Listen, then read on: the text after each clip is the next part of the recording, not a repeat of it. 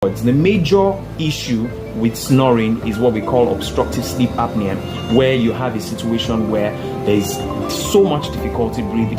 It can get so bad that such that you see the child struggling to get air in, and at some point they can take a pause for a while and then resume breathing with a very loud snore. It can cause a lot of problems, particularly in children. Obstructive sleep apnea can hamper their growth because they're not getting enough oxygen in there, so it hampers their growth generally. So a child with a serious snoring problem may need quick help before things degenerate. An adult with obstructive sleep apnea will also need help to ensure that it doesn't become a major problem.